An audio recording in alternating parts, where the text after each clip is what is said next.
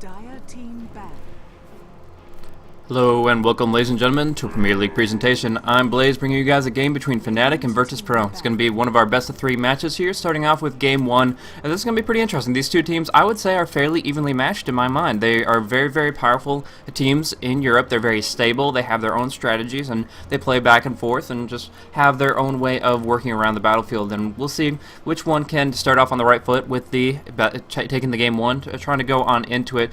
Some interesting bans starting off. Virtus.Pro banning out the Keeper Light, that's pretty common. The Wisp as well from Fnatic, but the Nature's Prophet taken off the board. That's got to be a respect ban to Trixie. He plays that Nature's Prophet so well, just farms all day long, and of course he also has tons of presence on the map all the while, so it's really a big threat in their minds and something they don't want to have to deal with, so taking it off right off the bat.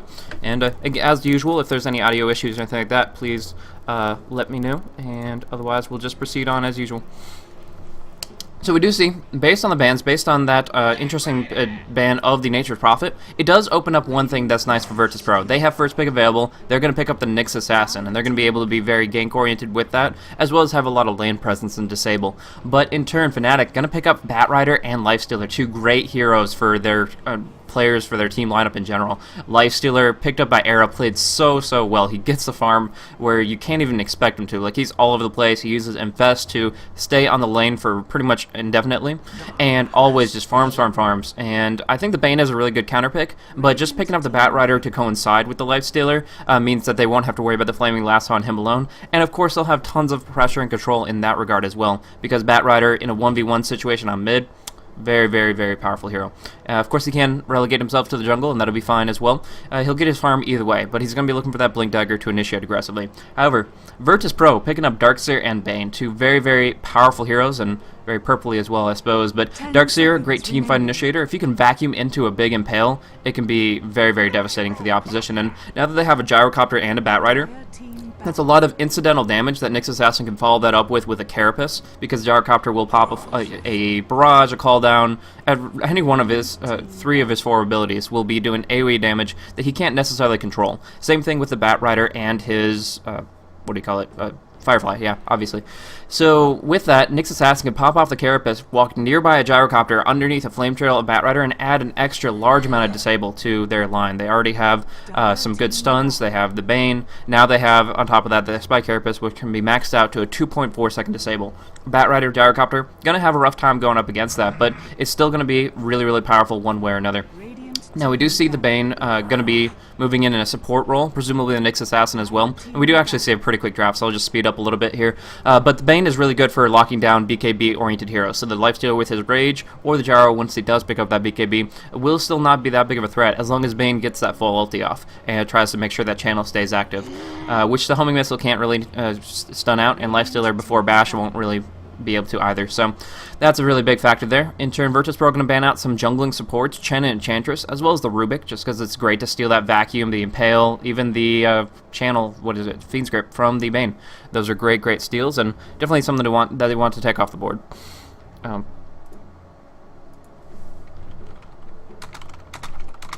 But beyond that, we do see the Weaver and the Undying bans. It's a little bit unorthodox, but they're kind of a little bit afraid of Virtus.Pro going for an aggressive trial lane. In a 3 versus 3 situation, Weaver can dodge in and out. You have to commit sentries really early on in order to make sure that he can't just have his way with the battlefield. And along with that, the Undying, although they do have the Gyrocopter, I think they want to send the Gyrocopter on the mid lane so that Lifestealer can farm on the bottom safely. They don't want to go support Gyro here. If they were going to support Gyro, they would care less about 3v3, they would care less about the Tombstone and Undying. But in this situation, they're just, they want to have to deal with that. They're going to ban out him along with a very powerful hard carry with Luna.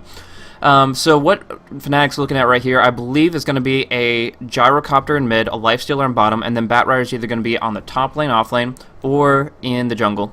If he goes in the jungle, it's going to weaken their bottom lane a little bit, won't have as much supportive presence there. If he goes on the top lane, Batrider might not have stable enough farm to go for that early Blink Dagger, because it's just going to be a lot of pressure going out the other way.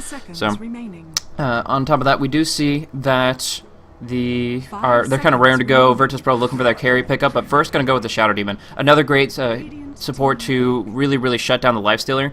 If you put down that Demonic Purge, the Rage State really won't change that fact. He's still going to be very slow, and he's just going to be kind of one of those George Romero zombies, just crawling on through and not really getting to where his destination is. So he'll be shambling along, and we'll see if he can stay on target here. But the one thing to keep in mind is Bane and Shadow Demon can't do it all. Like, there's still a Gyrocopter they have to worry about. That's a large amount of damage output.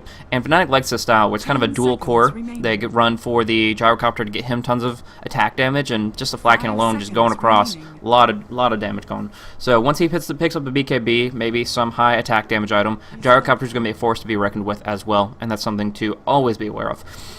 So now Fnatic, really, all they're looking for is the supports. They need something that will round out their lanes nicely, maybe something like a Venomancer, or could go for something with a little bit more stun, like a Twin-Headed Dragon, or even a Lina. Lina's very powerful with Lifestealer right now, so Open Wounds, Light Strike Array, good stuff there.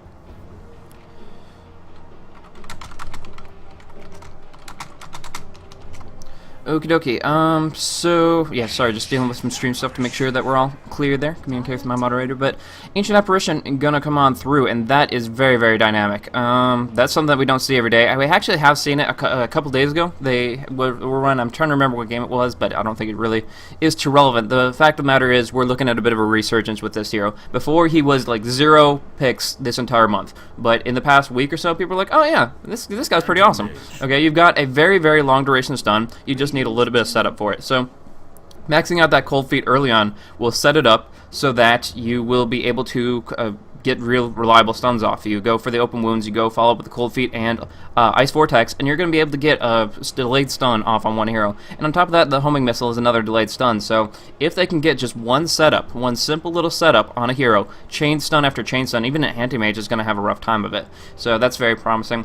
As far as the interaction between the E, Chilling Touch, and Gyrocopter with his Flat Cannon, if he does receive that buff, just to so in case people are wondering, if you attack with the Flat Cannon, every single target it hits will get that little magic buff imbued, but it only lasts for one auto attack. So essentially, it just the first 6 hits from the Flat Cannon immediately take off that entire buff, but it does deliver that magic damage in a quick little burst. So the damage goes out either way, and it can be, I guess, pretty effective in that sense, though. I don't know if it's that relevant. Either way, we do see the Anti-Mage picked up, and that's going to be pretty powerful. Because they don't have hard lockdown besides the Flaming Lasso, that means that AM can blink on around and try to outmaneuver the opponents. They pretty much can't lock him down 100%. They can go for some long, ongoing chasing. They can go for the Ancient Apparition's ultimate, which is the Ice Blast, and do some global lockdown there. But yeah. Alright, gonna make sure we got everything we need. 10 seconds remaining. Yes. Bounty Hunter. Alright. There we go. Okay, sorry. Fixing out the mod stuff so that we don't have to worry about that throughout the rest of this game. So we do see here that Bounty Hunter is going to get picked up, and this is going to be pretty interesting how Fnatic wants to run this. Like I said, they can run Batrider in the jungle, and he's actually a really fast jungler if he's not disturbed. If he can just get those stacks off all day long, then he's going to be in a pretty good position to move on forward and dish out a lot of damage and initiate very effectively. So if Bounty Hunter is going to be run on the offlane, perhaps by Trixie, then it will set it up so that they can have really well distributed experience. As long as they don't 100% get shut down in their lanes, Fnatic is going to go transition into the mid game with very well set off heroes, whether through levels, whether through some other dynamic positions. It just really changes the pace of the game. 10 seconds. So Airman going to pick up his signature Anti-Mage, and we'll see how effective he can be with that. He does have a Shadow Demon on his side to give him even more illusions on top of his illusions, but from there we'll see how that all works itself out. So, starting things off, we do have NS picking up the Shadow Demon Airman on the Anti-Mage. Also, Crazy is going to be running that Nyx Assassin, so presumably he's going to be picking that up on the mid lane. Yeah, has plenty of gold saved up for that early bottle. A couple of restoratives here and there to help him out. KSI going to be running support on his signature Bane, and Darkseer is going to be run by Santa, of course. So then we also see down here, Fly is going to be going on the Ancient Apparition. Look at his net worth, sitting at 13, same as the Shadow Demon, so very consumable oriented. Want to win these lanes hard. And there, Era going for what is considered standard for him. It's not standard for most carries, but it works out for the Lifestealer. Going for that build where he can just last hit and sustain in lane indefinitely, and then transition nicely into the jungle with the Stout Shield and Quelling Blade so that he can get farm in the jungle, in the lane, wherever he needs it, so that he can come out with some huge items when we hit about the 30-minute mark. Here we do see Batrider No Tail. I'm not exactly sure what's up with his items himself. He actually is... yeah, sitting on 23 net worth himself. I guess he helped out with courier and ward type stuff. Or actually they pooled regen, that's what it is. The No-Tail giving 180 gold worth of tangos over to Trixie so that he can actually survive on the top lane. It's really, really smart that they do this because Trixie is probably going to be their weakest lane up top. And being sentry wards come out from KSI or from NS, and they do have a couple sentries there, he's going to have a rough time of things. So they're going to be able to try to dodge that out and try to keep Trixie alive as best they can. Stout Shield, Quelling Blade, and all this restoration, he should be having an okay time. Now we're going to look at No-Tail, focusing right now on just getting his level 2 at the very least from mid pulls through the easy camp here, and that should work out pretty nicely so that Hani can get some dedicated farm on the mid lane, and also dying out a little bit of experience from Crazy, so that he can't be roaming and ganking as early as he would intend.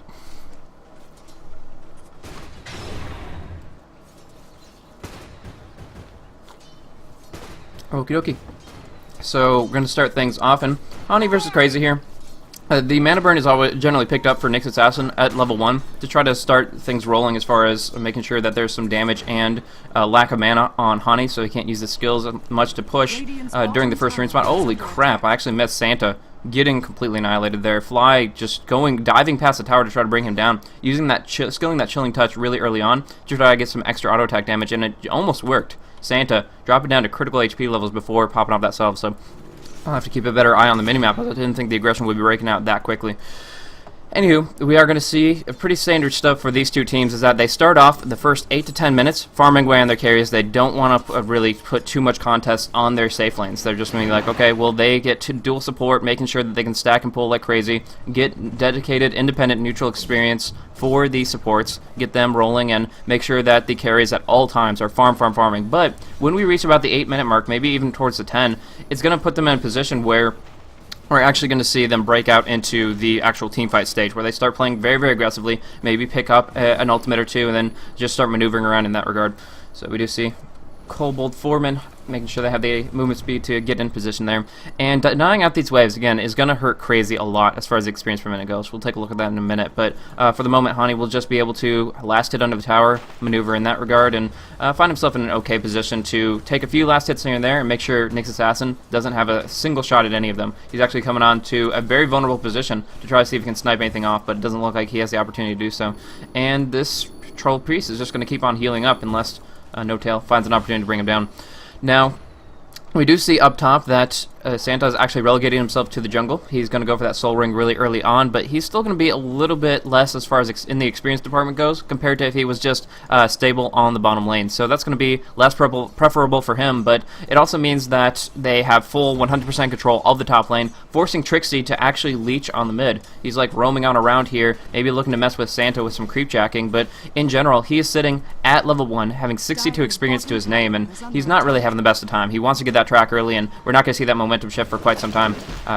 Now Santa going to get on out of there, and I guess that's pretty much the best option, because although he doesn't have Janado Shuriken, a couple of right clicks could bring him pretty low pretty quickly.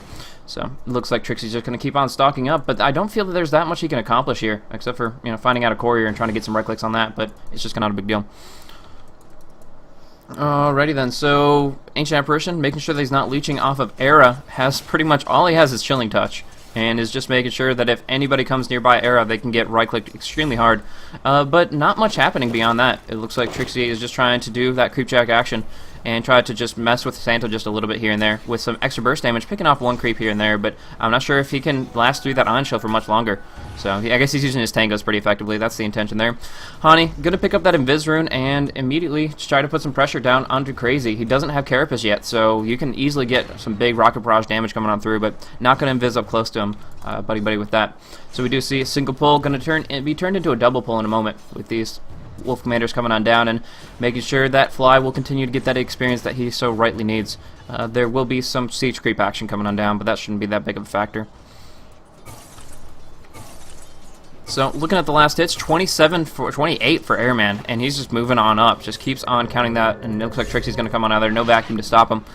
Coming actually to top lane, he realizes that the experience is going to go his way in a moment, but this nice stacked up pull to the side means that Virtus.Pro is actually going to be able to completely stop that idea in its tracks. All of these Hellbears just roaming around, brawling. They have so much potential with the clap that they have, and they just keep on popping that off. Actually hitting a couple times over on S. He's going to drop a little bit low here and there, but the more important thing is that they're all killing the lane creeps. And so all this experience that Trixie thought he would get, he would have gotten to level 3 for all those creeps surely, but with this triple stacked Hellbear just completely cleaning them up, Trixie unfortunately left out in the cold.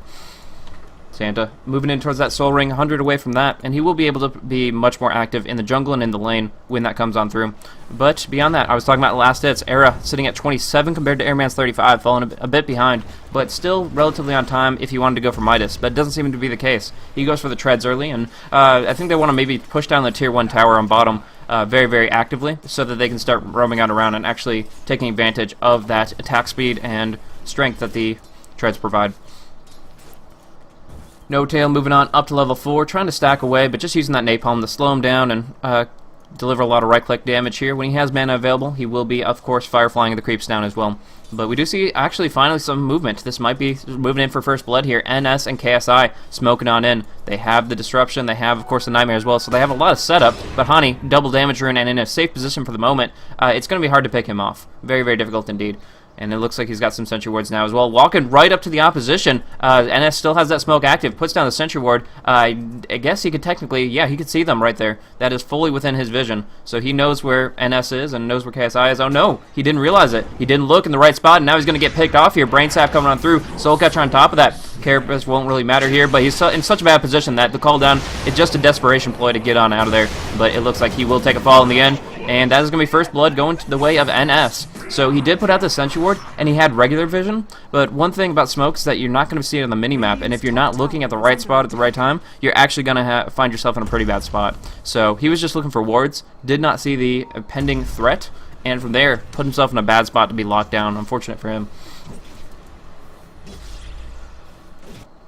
Airman farming away, moving towards that Battle Fury very, very quickly. He's sitting at 48 CS, has the Tranquils and Ring of Health, so he is pretty much 100% on the lane permanently. The amount of HP regen from those two items means that he cannot be delaned in any way. Kind of surprised he went for the Tranquils when he's pretty much having zero harassment whatsoever, but it's a straight, really good item to start off with, so it's just going to help him out one way or another, though. I feel the earlier the Battle Fury, the better for them.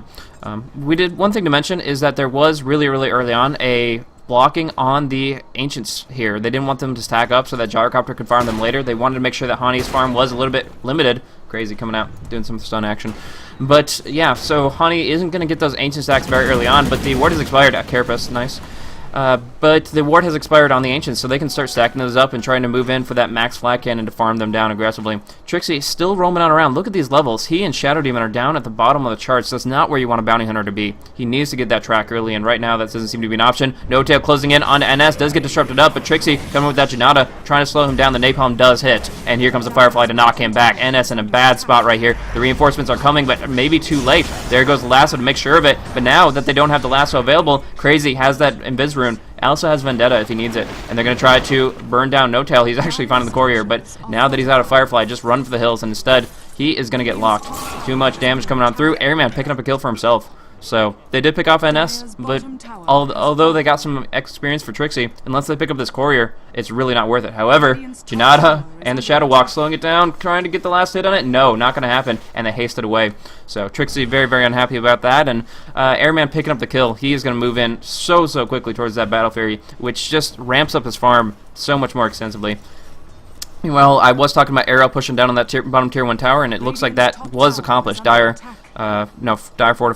fortification. It looks like Lifesteal does just take the last hit on the tower, so he's going to move in towards this armlet in no time at all. But he is pretty much going for a combat lifesteal. He's not going for super hard carry. He's wants to be ready for action at around the 10-minute mark, as I kind of mentioned when we were getting on into the phase. So that'll be pretty interesting, but pretty much what we're looking at is that VP wants to pick up that Battle Fury and wants to make sure that Anti-Mage is just farming away, whether split pushing or taking down stacks in the jungle. And the second that Battle Fury comes out, it seems that's when Fnatic wants to act. That's when Fnatic wants to have the armlet treads, lifesteal ready, the gyrocopter with phase and maybe even drum if they're very, very ambitious, to be able to just flank him up and bring him down over and over again and not give him the opportunity, not give him the satisfaction of farming away with that Battle Fury. Nyx Assassin popping off that Vendetta, but just kind of actually farm away with it as it was about to expire. Looks like Darkseer will be making his way towards a mechanism as well. Let's just check in items in general. It looks like a lot of HP on Batrider. I have not seen that, but No Tail coming up with a triple gauntlet build. I'm not exactly sure. I guess he just really wants to be in the action and wants to be on the front line of things. And it's like, okay, well, you're going to nerf my strength gain, then I'll just pick up a bunch of base strength really, really quickly with a couple of cheap items. In the end, he is going to have to sell those and lose out on that 450 gold he committed. But for the moment, he's just like, it helps me get where I want to be. And as long as he's not taking too many hits from Airman and the mana break there, he can still be very prevalent in team fights and such. Now we do see Surge coming on in. They're going to try to initiate it here. They get the Fiend's Grip, a nice Flame Break onto KSI. Hani still on the run. Can he get away from Santa? Magic Wand says yes. Beautiful timing from No Tail. Now stacking up the napalms. The call down comes through. The slow on everyone. The Surge comes out for Santa, but getting blocked by his ally. Is he going to drop down? Last auto attack falls. Oh my gosh, and KSI. The Illusion's trying to finish him off. No. He is going to walk away, but his ally Santa was blocked in over and over, just trying to surge past KSI, and instead meeting difficulty in every way. I'm pretty sure this is accurate, that the sticky napalm still applies the turn radius slow, despite the fact that he's max movement speed. So he couldn't outmaneuver, he couldn't maneuver around his ally, and it just kept on jittering back and forth. So that was very, very frustrating for him, and that is a kill that they didn't want. I gotta say, the response time of No Tail, that Fiend's Grip, dropping the Flame Break right on the Bane, the second that he popped off that ultimate, disrupting the channel and putting the damage in, that was really, really what made that engagement happen, and putting more points on the board. Fnatic now 2-2, and that is just really, really great reflexes from No Tail, showing why this team can coordinate and counter-initiate so professionally.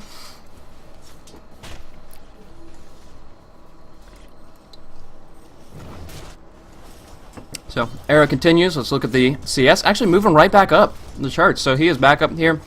81 CS compared to Airman's 80. And it just feels like he's kind of fallen back a little bit. He's been focusing on putting pressure on the tower, similar to what Era was able to accomplish. And that means that he was actually, oh gosh, Era in a bad spot. He does have that Rage rank 4, can TP out, but doesn't realize the threat coming on in. Surging away crazy, they can now initiate with this Fiend's Grip, and there is no hope for him at all. Just completely annihilating him before he gets a chance to retaliate. So just misread the situation. At nighttime, it's so much easier to flank to gank, and it meant that Era was pursued by both Santa and KSI. Now going in on NS, pulling him back on in. Airman's going to try to bring some hits on a No Tail, but just going to get out of dodge as they want to go for more. They know they have the sticky napalm, the Flaming Lasso available, so they're just going to stack up those napalms to try to pursue.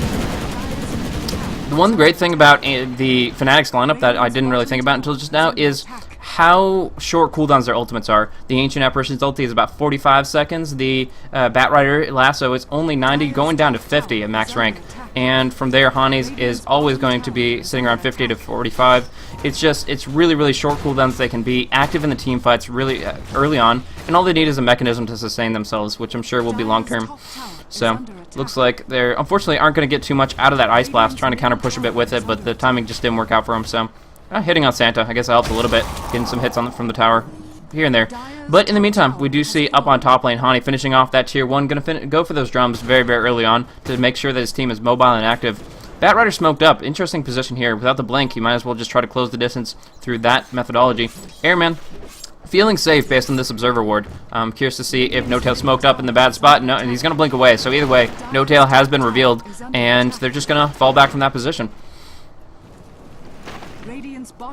So this is just kind of a spot where No Tail has understanding of the enemy, but he really can't initiate without a blink. He needs to close the distance very, very quickly. He needs to immediately be in the middle of the action, and that just hasn't been happening. So instead, what we're looking at is that, actually, we do see a smoke coming out from Virtus.Pro, but I think as far as scalability towards the late game, that Anti-Mage has a lot of presence as well as the Darkseer, but if we're talking about the extremely late game, Gyrocopter and Lifesteal are combined together with a bunch of track gold to fuel their fire, really have the Anti-Mage beat. As long as they can deal with the illusions from the Wall of Replica through Flat Cannon, I think that they're just going to have that much more potential. smoke gank. Not going to be very successful here as the Vendetta is going to run short in just a moment as all 5 members of Fnatic closing in on mid lane, trying to put some pressure out on NS here, and just might find him out. Trixie looking around on the other side, but it looks like they're just going to turn it into a push. We do see No-Tail getting picked off here. The Fiend's Grip shutting him down, and he is completely out of position and now out of life. Getting dropped. Airman blinks on in, trying to put some hits in before he falls back.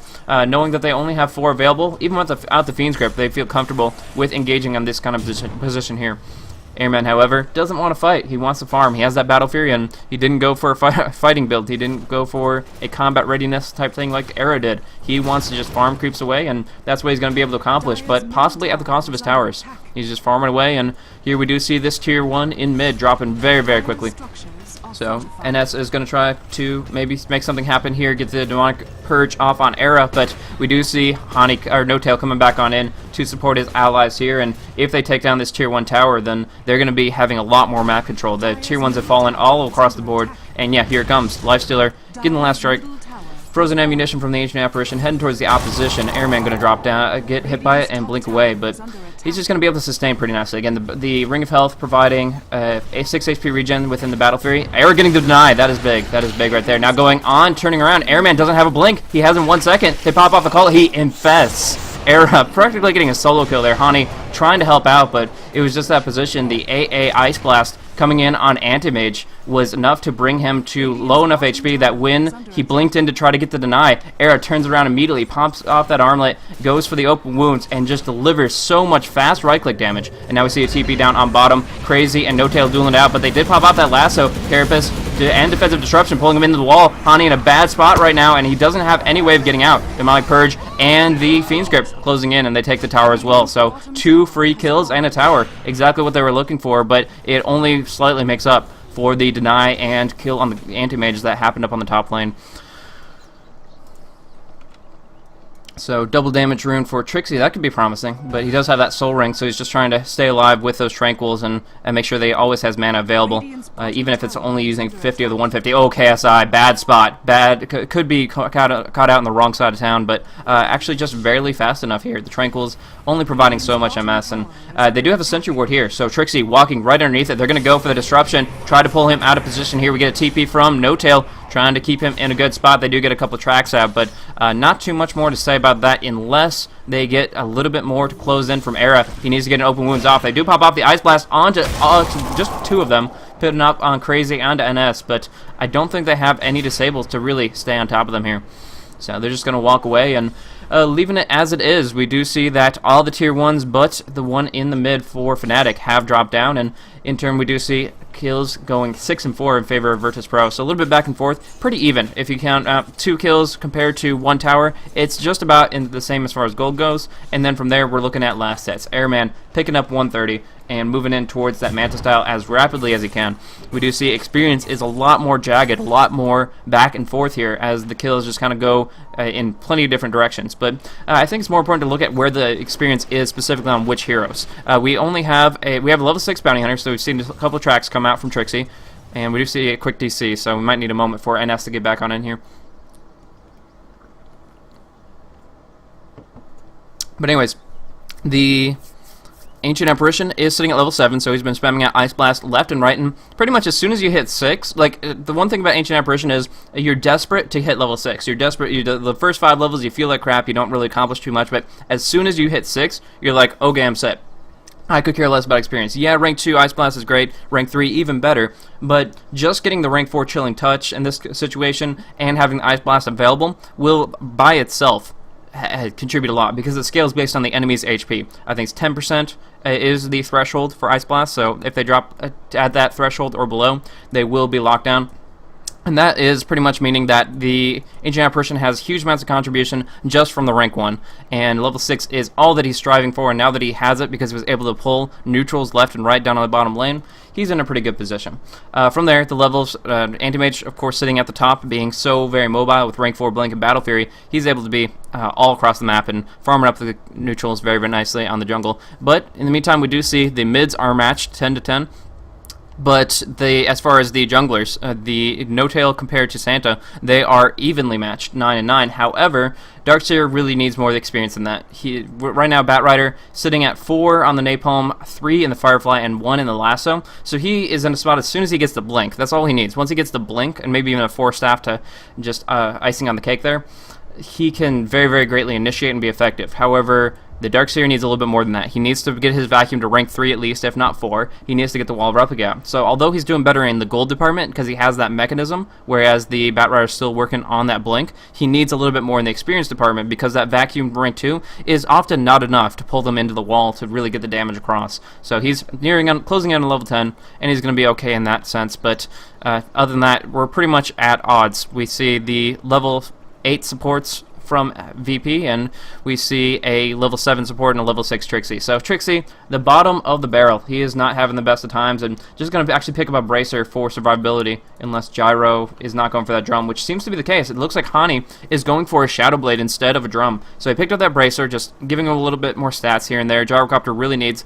a little bit more attack damage to pack a bit more punch and a little bit more HP to actually stay in the fray, but picking up the Bracer casually and now going for the Shadow Blade allows him to be extremely mobile, extremely active, but also extremely vulnerable. If Virtus.Pro have good sentries out, as we saw down here where Trixie was caught out, and that kind of thing, if that keeps happening, means that the Hani is going to have a rough time initiating. He can maneuver, he can have fast attack speed, have a nice little burst of attack damage, but as far as actually surprise attacking them with the invisibility, the surprise might be on the other end with a very, very painful counter initiation if Crazy and NS and KSI stay on the ball as far as sentry wards go, and it seems like that's going to be pretty relentless.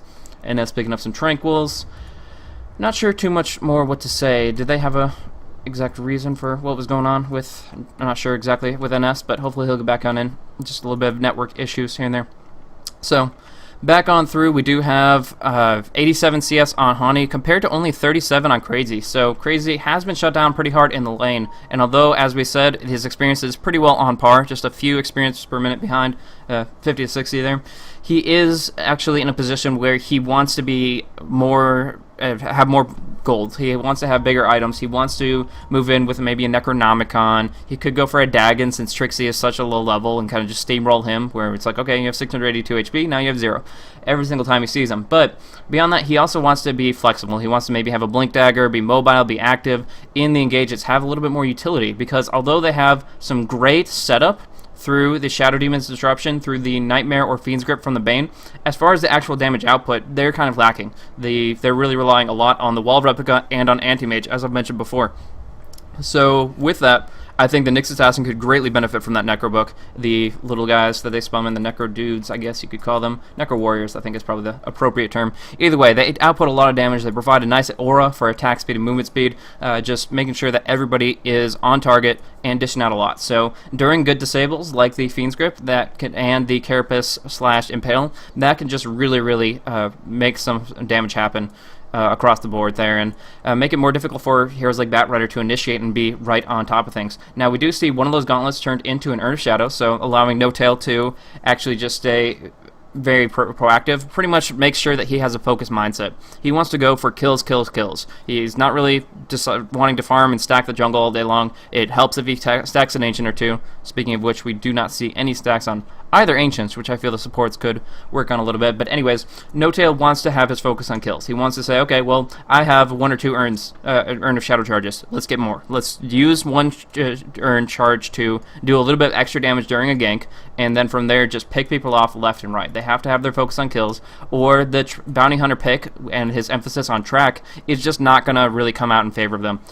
On the other hand, Trixie is in a rough spot. I've mentioned this before.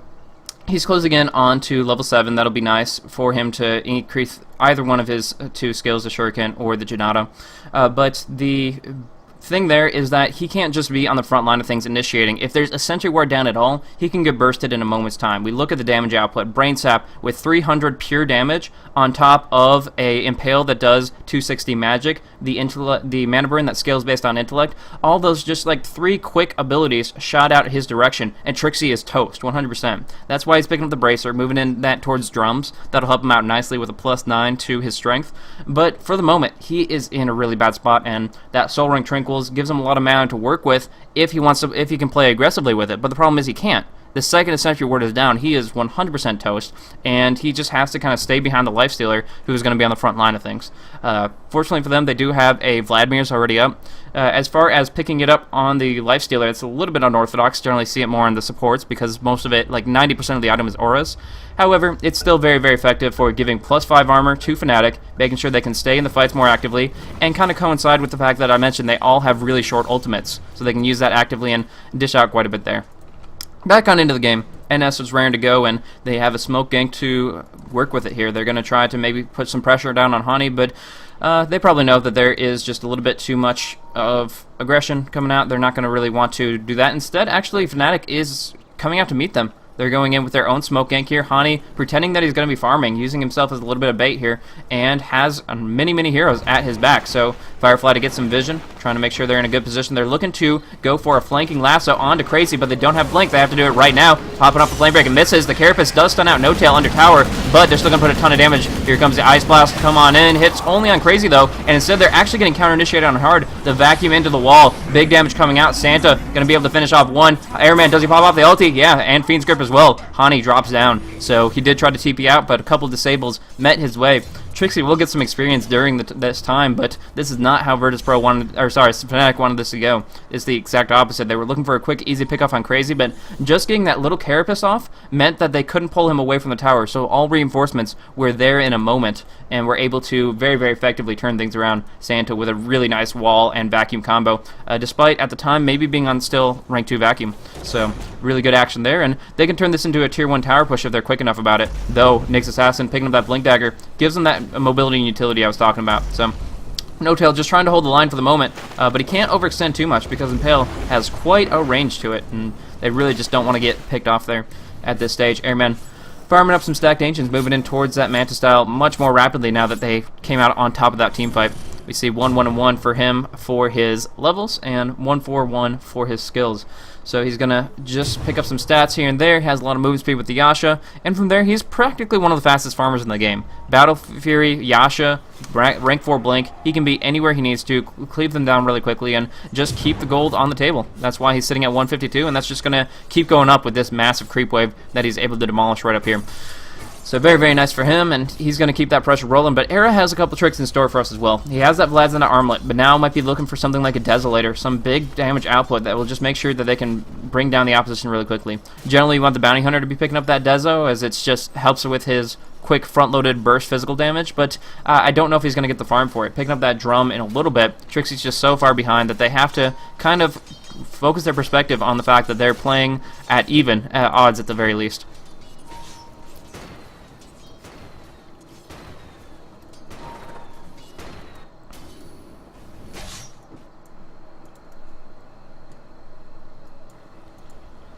So, Blink Dagger up on the Nyx Assassin.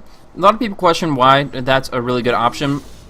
Based on the fact that he has Vendetta to initiate, he can go on and just get that right click off. But the problem in competitive level games and professional games is that there's always detection around. We see a Fnatic already starting off with a Sentry Ward in the mid lane because of the fact they don't have much going on in the tier 1 tower area. So pretty much that means that Nyx Assassin might be able to slip on by here, or just if somebody's farming barely off the steps of the jungle, Nyx can just, the second he's here, be in the right position to get that right click off. So that is generally going to make sure that he can't initiate with that Vendetta as actively as he intends to. But now the Blink Dagger is up, so 1200 range of initiation means that Crazy can jump on in, get big Impales off, and then use the Vendetta during the fight. Just use it for a quick little burst of damage, pretty much just activating it like a Walrus Punch from Tuskar or something along those lines. Just making sure you have the big physical damage output, but not really relying on it for initiation, as that detection is just going to be screwing you over left and right. So Shadowblade is up for the Gyrocopter. And I think detection is going to be more and more relevant at this point in time, because we see that we have the Shadow Walk on the Bounty Hunter, we have the Vendetta on the Nyx Assassin, now the Shadow Blade on the Gyrocopter. Both teams going to have to be really on the ball as far as detecting out, or there's going to be a lot of kills lost. So we do see flanking down onto Era's Illusion, but they probably realize that being the case and just try to fall back to a new target. However, there is good warding coming on for Fnatic, and they are pretty clear on what's going on right now. Nice warding as well from VP, covering up their jungle, means that Era's not just going to be able to freely farm this away. As we see, all these camps have actually been 100% cleared out, means that he's just been at it with the Illusion Rune, with just across the board, trying to make sure that's cleared 100% of the time, every single minute, so that he can actually stay on par with the anti-mage, who's just farming away. So looking at net worth, we do say 9k on to Lifestealer, but that in part has to do with the Manta style heading in towards Airman, which is going to skew those results very, very much in his favor. So he's going to get a big boost here, and we see him actually hitting up at 11k. So now we see this flanked gank coming in, finally coming to fruition. Nyx Assassin looking to blank on in and get some stuns out, but No Tail just heading up the cliffs and forfeiting the tier 1 tower here. They still have fortification, but I'm not sure if they're ready to defend this. They just want to put pressure out on top. Hani doing work there, but in turn, Airman's going to be able to clean up this tier 1 tower in no time at all. Popping off the Manta style to make sure of it, and there is that frozen ammunition coming on in, but Ice Blast not going to deter them too much as they get the last hit on that, and Hani will do the same. Up on the top lane, fortification popped out. TP coming on through from the Nyx Assassin, looking for the deny here. The Siege Creep studying it up so that Nyx can just try to finish it off here, and no trouble at all. Gets the deny. The track does go down on Nyx himself, but that's well worth it to get a tier 1 kill and a tier 2 deny. It's definitely worth the fortification, and it's definitely good movement coming out of the Nyx. Crazy, just knowing that they don't want too much gold on the board of the enemy, and pretty much in that situation they still came out on top. So Virtus.Pro in a good spot. They do lose a little bit of map control though. That's pretty much their worst part, is they're going to have to worry more about warding up on this cliff, centering up on this cliff, and also just controlling their jungle a little bit more actively. But the supports on VP aren't in that bad of a spot. They're not looking at a mechanism or anything anytime soon, but NS and KSI are still able to survive in team fights and get some assists here and there, so that helps out a lot. Airman in a bad spot. Can they get the lasso out is the question. The smoke expires. Era kind of given away. They jump on in, but No Tail just a second too late, and it was very unfortunate, but Era just closed in too quickly. Little did he know the anti-mage was just on the other side of that fog. So Airman just going to walk away from this position. I'm not sure if that's supposed to be for a bait or something, but he's just going to, I guess, farm up a little bit here and there. Yeah, I think that is supposed to be a bait, but not a big deal. Airman farming up on the mid lane, and he is going to close. He has that Manta style, now going to be closing in on pretty much any one of many different items. He could be going for a heart, he could be going for a butterfly, just a lot of different options here. But I think with the magic damage that's been put out from Fnatic recently, that picking up at least a vitality booster would be a very good course of action for him. Now we do see up on top, Hani taking a lot of damage here, was ganked up by Crazy in that Blink Dagger, and with this Fiend's Grip, they're going to be able to finish the job here. So Crazy just finding an opportunity where Hani was farming away and trying to keep up with this anti-mage, and that's something where when you're desperate to find farm, you're going to find yourselves in more vulnerable positions, and VP capitalizing on it very, very nicely. So that definitely hinders on where Hani's maneuvering. He currently is sitting at 7,600 and trying to really close the distance between his net worth and the anti-mage. But as you can see, AM pretty much doubling it here. Airman just using that hero so very effectively to be all over the map, farming away, and it looks like KSI is going to help him finish off this rush really quickly. He has a double damage rune for a few more seconds, and that lets him get some nice hits on before Santa has to come and tank it up. Ice Blast coming on in, though. That is going to probably force them away. They don't want to stay underneath an Ice Blast, but no, they know how far away they are. They know that they're not nearby. They know that they have control of this area for the moment. Airman taking a few hits with that bash, has to watch himself. But with the Ice Blast expiring, they're just going to head in and finish off this rush. No trouble at all. So that pretty much was them realizing that it was more bark than bite. They weren't too afraid of the Ice Blast, but it is a very real threat. Ice Blast in a Roche pit hitting on all 4 heroes. They could initiate on them very nicely. The big issue there was the positioning. They were nowhere near the Roche pit. They weren't willing to actually head out all the way that direction. Though we do see a Gem of Truth site up for Batrider. One questions if it's going to be able to, if he's going to be able to hold on to it. No Tail doesn't have that much HP. He's sitting at 1157, has that Blink Dagger, but he's going to use that to get in the action. And as soon as that Carapace stuns him up, it's going to be very hard to hold on to something like that, especially if the focus of Airman is appropriate to try to make sure that gem is on the ground. So Ghost Scepters everywhere. We do see one on KSI and on Santa. So they're raring to go up against Era and against the Gyrocopter. Hani's right-click damage there. Pretty much realizing that if they can't disable the Life based on the fact that he's in Rage, they'll just pop off that Ghost Scepter during that short time period and try to survive that way. Shadow Demon having the option to disrupt himself, kind of very similar in that regard. So now we do see this pressure out. Is that another gem available? Yeah, Nyx Assassin has one as well. So 2 gems on the field, and that means there's a lot of stakes in the next team fight. They're just really trying to bring it to the opposition. Bringing down the tier 2 tower on bottom, now pushing in the tier 2 tower in mid. Fnatic will try to bring this down quickly and then TP back to safety, staggering their TPs out so they can actually try to reinforce this. They don't have fortification though, and Airman's just going to go to town on this tower. Frozen ammunition from the Ancient Apparition coming on in, hitting on 4. And they're going to try to counter-initiate on this, but they don't have everybody just yet. Hani coming in very belatedly, and they're forcing him off the tower, but look at the cost. Look at how much damage was into this tower, 240. And they do initiate. No Tail jumping in with that blink. Santa in that position, getting a nice vacuum wall. Replica, beautiful damage coming on out. Airman cleaning up with a gigantic mana void, and now Era falls by the wayside. This tier 3 tower will be forfeit. There's no way that they can come back from that. That was just perfect vacuum replica and mechanism, of course, from the Darkseer to make sure that they could just easily dominate that team fight. Perfect timing, and there was really nothing Fnatic could do. They clumped up on that cliff. A no-tail initiated all the way very far away from the enemy, and when that's the case, the Fnatic was scrambling to try to catch up, scrambling to try to jump on in. Do see an Ice Blast, not going to get hit up on Santa. Santa was the lowest HP. He'll just be able to surge on out, now having to worry about it here. And from there, they're going to be able to defend their racks just barely. Or no, Airman wants a little bit more. He still has that Aegis, popping off the Manta style, putting some damage into Hani here. He gets stunned up, and he's going to get locked down pretty hard. Nice vacuum again. Era on the run. He has no mana at all. And from there, the melee racks will fall. And VP will disengage. They'll maybe take the range. They actually can take the range. In my opinion, they don't have anything stopping them. So, yeah, they're going to finish the job here. Not leave any work unfinished. And although an Ice Blast will be coming up in 10 seconds, there's really not too much to finish this off. The ranged racks do fall, and the bounty picked up by the Anti-Mage. So really good spot, and No Tail calls it.